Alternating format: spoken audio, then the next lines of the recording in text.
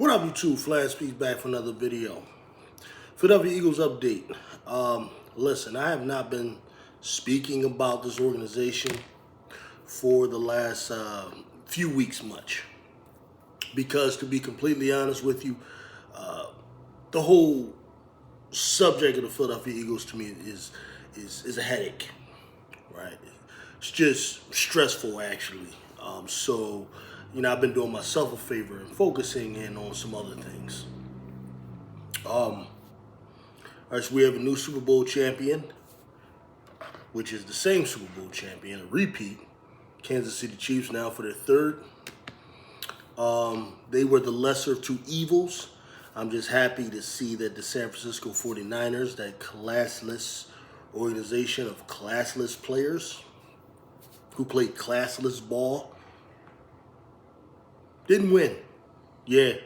And normally, I don't even go here. Normally, I respect everyone who actually made it to the Super Bowl,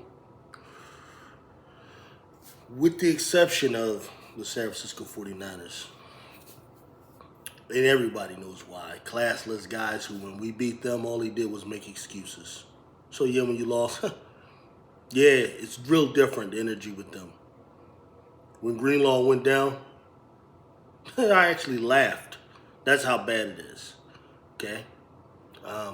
Not happy to hear he has an AC, an Achilles. That's pretty nasty. But, at the time when he went down, I laughed. Yeah. When the lineman went down, I laughed at that as well. When Debo caught a hamstring, I was cracking up. Okay? That's how I feel about the 49ers. Anyway, on to the Philadelphia Eagles. I'm going to keep it real. And as frank as possible. I have no idea what this organization is doing. From top to bottom, I have no idea what they're doing. The only thing I think I do understand is Howie Roseman is safe regardless, forever. Him and Jeffrey Lurie are like butt buddies, right?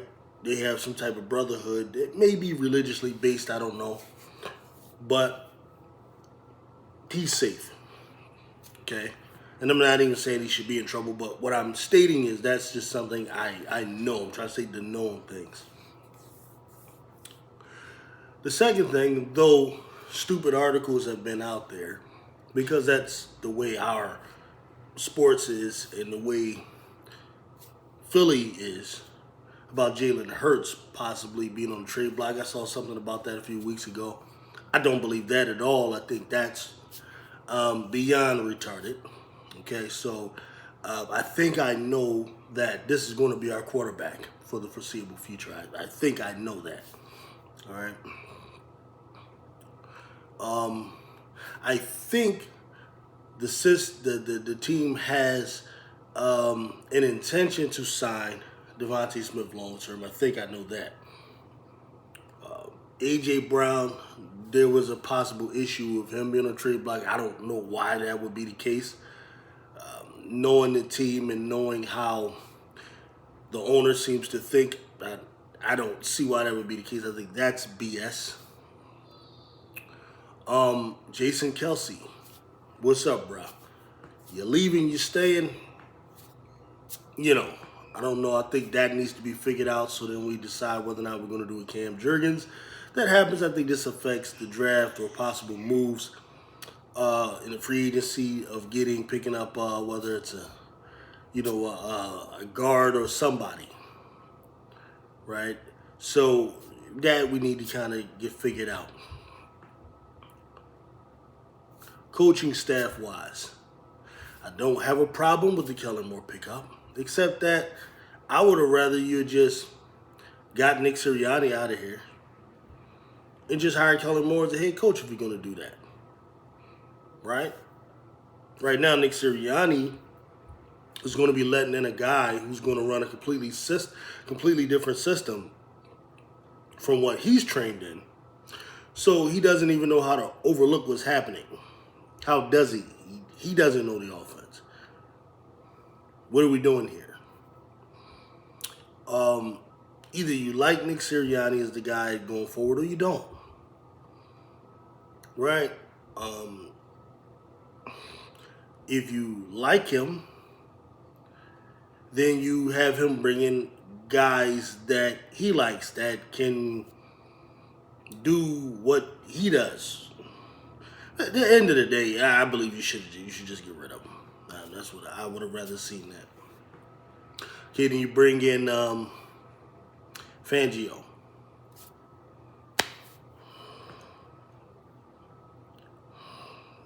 Now, am I reading this properly? Am I understanding this here? This is probably the latest news about our Pro Bowl linebacker / defensive end Hassan Reddick given permission by Howie Roseman to seek a trade.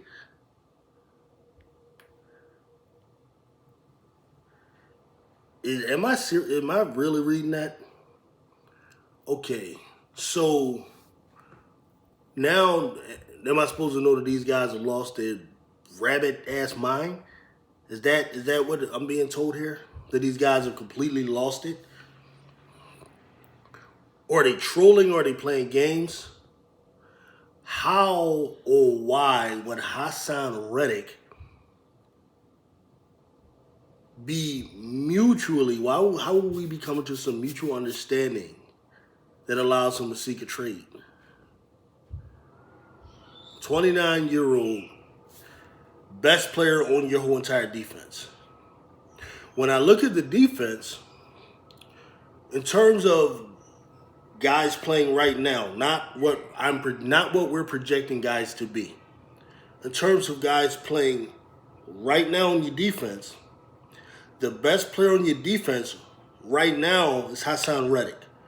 That's the best player on your defense. In other words, when I start the season, one of the things I can count on is that we'll be giving up third down, and Hassan Reddick will get double-digit double-digit sacks.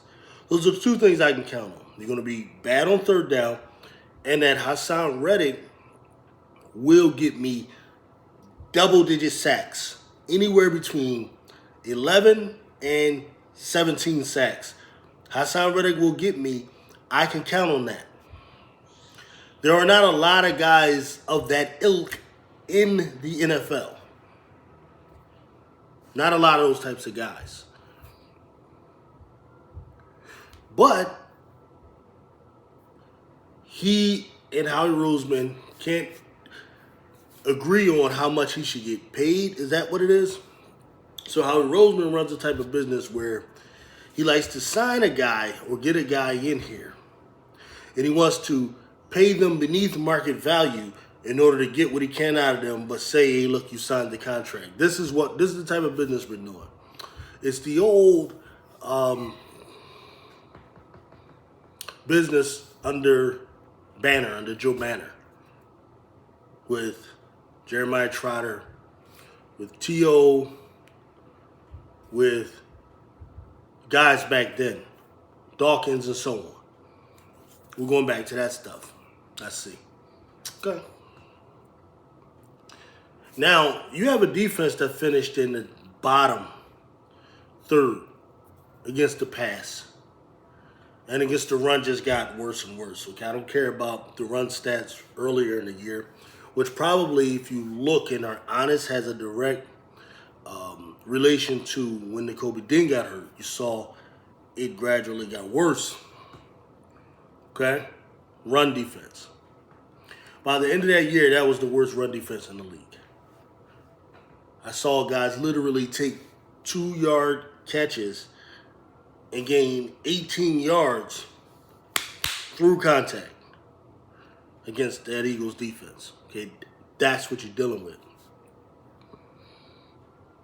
My feeling watching them was that all of those guys could go. That was my feeling watching them. Despite that, the best player on your defense is Hassan Reddick. And now you bring in a guy, Nick Fangio, older guy, okay, who you assume will be better. Why? Because he's older. But the reality is he's a guy that is an architect behind the system that your last two guys were running. So I'm not going to be like the majority of the Eagles fans out here and be delusional. I'm going to assume that the defense will not be that much different. At best, it could be similar to what Gannon did 2 years ago. At best. Gannon, whose defense was ranked in the top 5 overall, but it was ranked in the top 5 simply because you had far and away the best defensive line play we've seen in the last 30 years, almost 40 years, since the 85 Bears. That's how dominant the defensive line play was, which I'm sorry to me has nothing to do with the defensive coordinator. Any defensive coordinator can put a group of guys, 8 guys really, that he's rotating, and have those guys perform well. And when those guys perform well, they reap the benefits of it.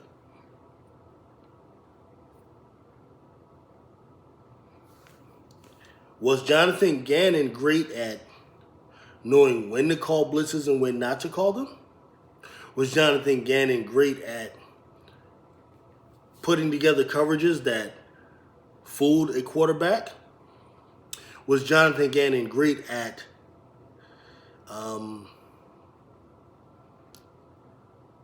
putting or assigning proper defensive personnel to match the offensive personnel of the team we're facing? Was he great at those things? My answer would be no. We get to the Super Bowl, most important game of the year, and there's many other instances I could have, but one that I think that sticks in everybody's mind was the first Kansas City Chiefs touchdown, where somehow Marcus Epps, the worst defensive player in the backfield in terms of coverage, is singled up with Travis Kelce in the end zone somehow. Somehow Andy Reid was able to scheme up a situation where Travis Kelce was one-on-one with Marcus Epps. That, to me, is a failure on the part of the defensive coordinator to see to it that that never happens. That never happens. Okay? So he wasn't good at that. This is probably the best you can hope you can get with Fangio. But I'm telling you, that defense was great because of the defensive line. Not necessarily the secondary playing great. We saw when the defensive line was either held in check, or if you had a quarterback that's able to buy time. Just think back to the second game against the Dallas Cowboys when Dak Prescott lit the Eagles up. Just think back to that game when Dak Prescott was able to buy time and actually challenge Bradbury and challenge Slay. Those guys were getting beat and were exposed. When Chauncey Gardner-Johnson didn't play, I saw that and I remembered that and I commented it back then. Most Eagles fans, though, will just look at some fucking numbers and say we're second against the pass, not understanding the role that the defensive line played in it. But I digress. I'm not going to continue with that.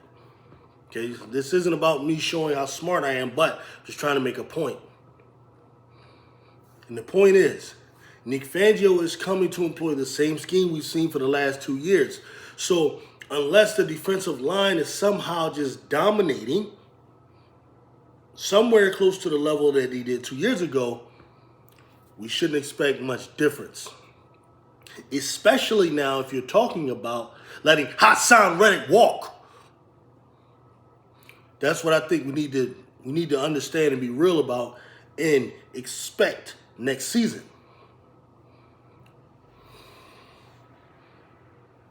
So, no, I'm not really happy. I haven't been very motivated to make a lot of these videos because, I don't like to be the Debbie Downer of the community, but I got to be me and I got to be honest and I got to give you what I really feel. Okay? So, I have no idea what's going to happen with the defense, but if I'm going to guess, it's going to be not better than Gannon, who most of us didn't like. Most of us were happy to see him go. And then let's look at Fangio last year with Miami. Okay? Now, I'm going to be completely fair. Beginning of the year wasn't really great.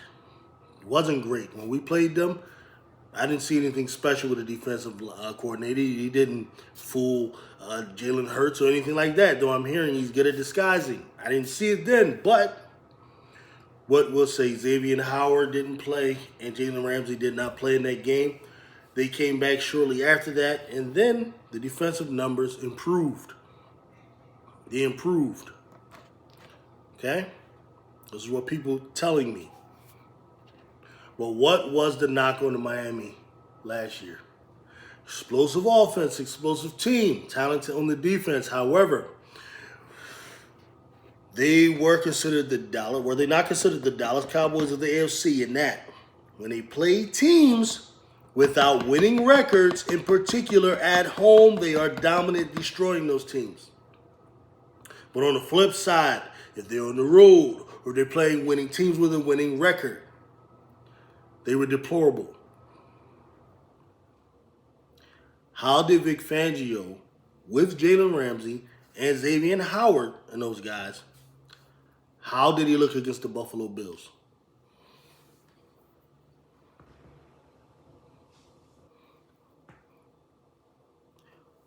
How did Fangio look against the Baltimore Ravens, the Kansas City Chiefs? Didn't the Ravens put up 50 points on them or something like that? So what do we really expect next season? And why does this ownership love Vic Fangio and his scheme so much? Am I going to be the only one asking this question? Probably, but that's all right. I'm used to it. I remember the Chip We Trust days when I was going against everybody. But I remember that. So I don't mind. I'm used to this. Okay?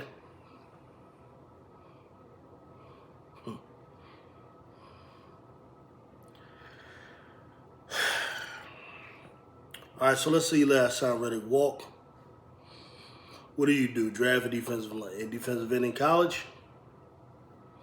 Grab a guy who went on free agency? Just plug Nolan Smith in there? Maybe that was the whole plan all along. Maybe they knew last season Hassan Reddick would be asking for money this year. He said, no, we're not going to pay him. Maybe that's why they grabbed Nolan Smith. They think that could be another Hassan Reddick. I don't know. Maybe that's the plan.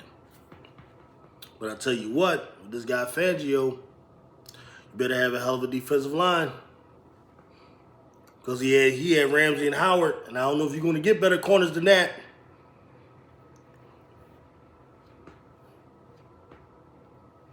So I expect the defense to be around 15th, 16th, and maybe that's cool to some of y'all because you think the offense is going to dominate. Well, as far as the offense goes, as much as I love a quarterback, he's going to have yet another offensive coordinator. He's going to be learning a new offense. Which is an offshoot of the West Coast offense, which I do like that conceptually. It's an offense that has been known to put up points, especially with Dallas and so on. Okay? Should be loaded with plenty of talent if we don't let A.J. Brown walk, which we better not. And we better do something about running back. I don't like the idea of just letting Swift walk unless you're going to upgrade him. Kenny Gainwell, that's not going to work. And I think most of the fan base know that. Does the ownership know that? I'm not sure. I think the ownership likes Kenny Gainwell. I think the coach likes Kenny Gainwell. Why? Because they think that something about a running back who takes the ball and just runs straight hard is like better than a running back that has vision, that has talent, that makes people miss. I think that's their mentality. I think that's what they believe. They think a guy who takes the ball and just runs straight, so he'll get 1 yard or 2 yard. He never loses yardage, but he just gains 2 yards because he's going straight and runs into the linebackers, right? Type of guy. Because you know they never really liked Miles Sanders. Because Miles Sanders is always looking for the home run. So sometimes he'll make a guy here and there to try to go for that. Now, when the home run works, they're happy. But when it doesn't, they lose yards, they're all pissed off. They're out a whole lot of sorts. This is nothing new. This is the way Tom Landry was with Tony Dorsett. This is the way Al Davis was with Marcus Allen. Okay? But Marcus Allen's legendary 72 or 73-yard touchdown in the Super Bowl that happened in 1983 doesn't happen unless he's a guy that'll cut back, take it the other side of the field, and cut up. Right? So that's the way that goes. There's good and there's bad to different styles. So maybe they will go with Gainwell, is my point. And just find a backup for him, which I think they wanted to do with Swift, but the fans wouldn't let that happen. Fans would not accept Kenny Gainwell as a starting running back for the Philadelphia Eagles team so long as they had a guy like DeAndre Swift. So I don't know what these guys will do. I know me, what I would do is sign Saquon Barkley. If I'm not going to re-sign Swift. I'm going to do one of those two things. And I also hear Jacobs is available, so on. I don't see them going after him only because guys like that probably want to get paid. And the Eagles, for some reason, don't believe in paying running backs. So I don't know if that happens. I don't know if Henry happens. Any guy that wants some money is not going to come here. And that could be a problem with Barkley as well. So, but I'm just telling you what I would do, because I believe running backs are very important. Just look at the 49ers, and you'll see running back is important. But, you know, the Eagles have their own way of looking at things. So, there's that. Don't know what we're going to do completely on offense. But, you know, we have time. There's time for them to change my mind, get me hype. We have the free agency coming up. We have the draft coming up, so we'll see what happens with that.